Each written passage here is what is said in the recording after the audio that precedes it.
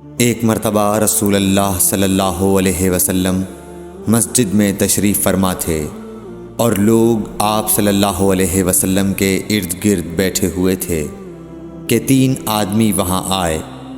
ان میں سے 2 رسول اللہ صلی اللہ علیہ وسلم کے سامنے پہنچ گئے اور ایک واپس چلا گیا۔ پھر وہ دونوں رسول اللہ صلی اللہ علیہ وسلم کے سامنے کھڑے ہو گئے۔ اس کے بعد ان میں سے ایک نے جب مجلس میں ایک جگہ کچھ گنجائش دیکھی تو وہاں بیٹھ گیا، اور دوسرا اہل مجلس کے پیچھے بیٹھ گیا، اور تیسرا جو تھا وہ لوٹ گیا۔ تو جب رسول اللہ صلی اللہ علیہ وسلم اپنی گفتگو سے فارغ ہوئے تو صحابہ رضی اللہ عنہم سے فرمایا، کیا تمہیں 3 آدمیوں کے بارے میں نہ بتاؤں؟ تو سنو۔ ان میں سے ایک نے اللہ سے پناہ چاہی، اللہ نے اسے پناہ دی، اور دوسرے کو شرم آئی تو اللہ بھی اس سے شرمایا کہ اسے بھی بخش دیا، اور تیسرے شخص نے منہ موڑا، اللہ نے بھی اس سے منہ موڑ لیا۔ صحیح بخاری حدیث نمبر 66۔ رسول اللہ صلی اللہ علیہ وسلم اپنے اونٹ پر بیٹھے ہوئے تھے اور ایک شخص نے اس کی نکیل تھام رکھی تھی۔ آپ صلی اللہ علیہ وسلم نے پوچھا، آج یہ کون سا دن ہے؟ ہم خاموش رہے حتیٰ کہ ہم سمجھے کہ آج کے دن کا آپ کوئی دوسرا نام اس کے نام کے علاوہ تجویز فرمائیں گے۔ پھر آپ صلی اللہ علیہ وسلم نے فرمایا، کیا آج قربانی کا دن نہیں ہے؟ ہم نے عرض کیا، بے شک۔ اس کے بعد آپ صلی اللہ علیہ وسلم نے فرمایا، یہ کون سا مہینہ ہے؟ ہم اس پر بھی خاموش رہے اور یہی سمجھے کہ اس مہینے کا بھی آپ اس کے نام کے علاوہ کوئی دوسرا نام تجویز فرمائیں گے۔ پھر آپ صلی اللہ علیہ وسلم نے فرمایا، کیا یہ ذوالحجہ کا مہینہ نہیں ہے؟ ہم نے عرض کیا، بے شک۔ آپ صلی اللہ علیہ وسلم نے فرمایا، تو یقیناً تمہاری جانیں اور تمہارے مال اور تمہاری آبرو تمہارے درمیان اسی طرح حرام ہیں جس طرح آج کے دن کی حرمت تمہارے اس مہینے اور اس شہر میں ہے۔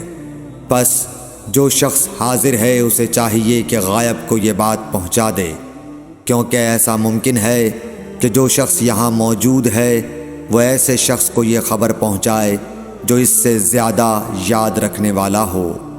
صحیح بخاری حدیث نمبر 67۔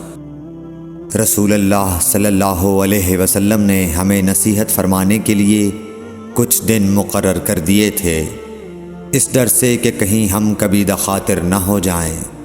صحیح بخاری حدیث نمبر 68۔ آپ صلی اللہ علیہ وآلہ وسلم نے فرمایا، آسانی کرو اور سختی نہ کرو، اور خوش کرو اور نفرت نہ دلاؤ۔ صحیح بخاری حدیث نمبر 69۔ عبداللہ ابن مسعود ہر جمعرات کے دن لوگوں کو وعظ سنایا کرتے تھے۔ ایک آدمی نے ان سے کہا، اے ابو عبد الرحمن، میں چاہتا ہوں کہ تم ہمیں ہر روز وعظ سنایا کرو۔ انہوں نے فرمایا، تو سن لو کہ مجھے اس امر سے کوئی چیز مانع ہے تو یہ کہ میں یہ بات پسند نہیں کرتا کہ کہیں تم تنگ نہ ہو جاؤ، اور میں وعظ میں تمہاری فرصت کا وقت تلاش کیا کرتا ہوں، جیسا کہ رسول اللہ صلی اللہ علیہ وسلم اس خیال سے کہ ہم کبھی دخاطر نہ ہو جائیں وعظ کے لیے ہمارے اوقات فرصت کا خیال رکھتے تھے۔ صحیح بخاری حدیث نمبر 70۔ رسول اللہ صلی اللہ علیہ وسلم نے فرمایا، جس شخص کے ساتھ اللہ تعالی بھلائی کا ارادہ کرے اسے دین کی سمجھ عنایت فرما دیتا ہے، اور میں تو محض تقسیم کرنے والا ہوں، دینے والا تو اللہ ہی ہے، اور یہ امت ہمیشہ اللہ کے حکم پر قائم رہے گی، اور جو شخص ان کی مخالفت کرے گا انہیں نقصان نہیں پہنچا سکے گا یہاں تک کہ اللہ کا حکم قیامت آ جائے اور یہ عالم فنا ہو جائے۔ صحیح بخاری حدیث نمبر 71۔ عبداللہ بن عمر رضی اللہ تعالی عنہ کہتے تھے کہ ہم رسول اللہ صلی اللہ علیہ وسلم کی خدمت میں حاضر تھے کہ آپ صلی اللہ علیہ وسلم کے پاس کھجور کا ایک گابھا لایا گیا۔ اسے دیکھ کر آپ نے فرمایا کہ درختوں میں ایک درخت ایسا ہے اس کی مثال مسلمان کی طرح ہے۔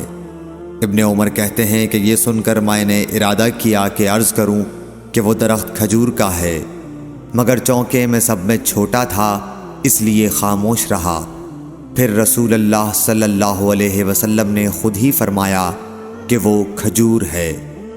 صحیح بخاری حدیث نمبر 72۔ رسول اللہ صلی اللہ علیہ وسلم کا ارشاد ہے کہ حسد صرف دو باتوں میں جائز ہے۔ ایک تو اس شخص کے بارے میں جسے اللہ نے دولت دی ہو اور وہ اس دولت کو راہ حق میں خرچ کرنے پر بھی قدرت رکھتا ہو، اور ایک اس شخص کے بارے میں جسے اللہ نے حکمت کی دولت سے نوازا ہو اور وہ اس کے ذریعے سے فیصلہ کرتا ہو اور لوگوں کو اس حکمت کی تعلیم دیتا ہو۔ صحیح بخاری حدیث نمبر 73۔ رسول اللہ صلی اللہ علیہ وآلہ وسلم نے فرمایا، ایک دن حضرت موسیٰ علیہ السلام بنی اسرائیل کی ایک جماعت میں بیٹھے ہوئے تھے کہ اتنے میں ایک شخص آیا اور اس نے آپ سے پوچھا، کیا آپ جانتے ہیں کہ دنیا میں کوئی آپ سے بڑھ کر عالم موجود ہے؟ حضرت موسیٰ علیہ السلام نے فرمایا، نہیں۔ اس پر اللہ تعالیٰ نے حضرت موسیٰ علیہ السلام کے پاس وحی بھیجی کہ ہاں، ہمارا بندہ خضر ہے جس کا علم تم سے زیادہ ہے۔ حضرت موسیٰ علیہ السلام نے اللہ سے دریافت کیا کہ خضر علیہ السلام سے ملنے کی کیا صورت ہے؟ اللہ تعالیٰ نے ایک مچھلی کو ان سے ملاقات کی علامت قرار دیا اور ان سے کہہ دیا کہ جب تم اس مچھلی کو گم کر دو تو واپس لوٹ جاؤ، تب خضر سے تمہاری ملاقات ہوگی۔ تب موسیٰ علیہ السلام چلے اور دریا میں مچھلی کی علامت تلاش کرتے رہے۔ اس وقت ان کے ساتھی نے کہا، جب ہم پتھر کے پاس تھے کیا آپ نے دیکھا تھا؟ میں اس وقت مچھلی کا کہنا بھول گیا اور شیطان ہی نے مجھے اس کا ذکر بھلا دیا۔ موسیٰ علیہ السلام نے کہا، اسی مقام کی ہمیں تلاش تھی۔ تب وہ اپنے نشانات قدم پر پچھلے پاؤں باتیں کرتے ہوئے لوٹے۔ وہاں انہوں نے خضر علیہ السلام کو پایا۔ پھر ان کا وہی قصہ ہے جو اللہ نے اپنی کتاب قرآن میں بیان کیا ہے۔ صحیح بخاری حدیث نمبر 74۔ حضرت ابن عباس رضی اللہ تعالی عنہ نے فرمایا کہ ایک مرتبہ رسول اللہ صلی اللہ علیہ وآلہ وسلم نے مجھے سینے سے لگا لیا اور دعا دیتے ہوئے فرمایا کہ اے اللہ، اسے علم کتاب قرآن عطا فرمائیو۔ صحیح بخاری حدیث نمبر 75۔